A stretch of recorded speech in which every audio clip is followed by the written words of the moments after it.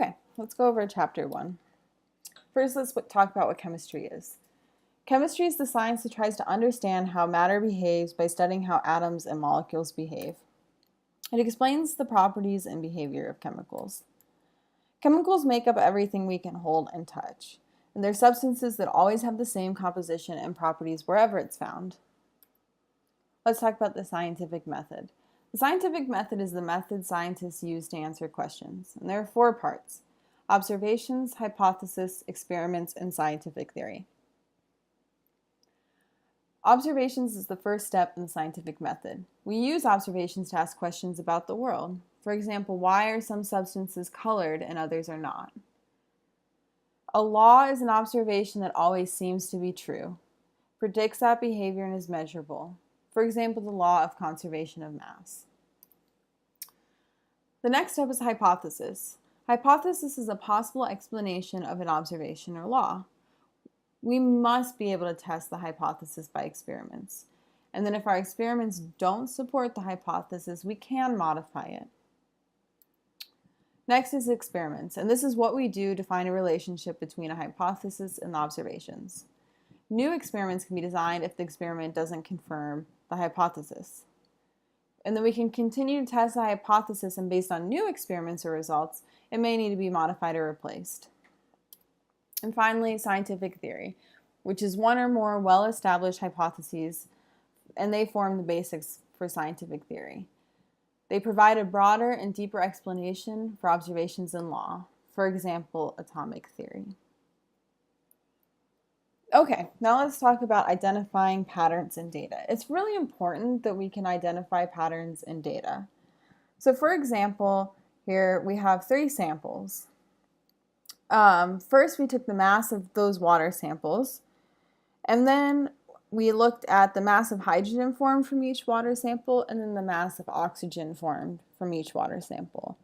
And if we look at each sample, if we add the mass of hydrogen formed to the mass of oxygen formed, we get the mass of the water sample.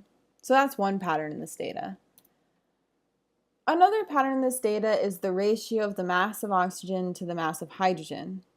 So if we divide each mass of oxygen by the mass of hydrogen formed, we get about 8. And these small variations in these ratios is just due to experimental error.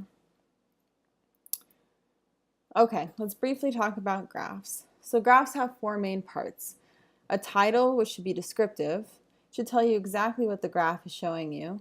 Then there's a vertical axis or y-axis, a horizontal axis or x-axis, and then there are points on the graph, and each point represents a specific measurement. And then we can connect these points to create a line so we can extrapolate. If we didn't measure at one point, we can guess what that point would have shown us.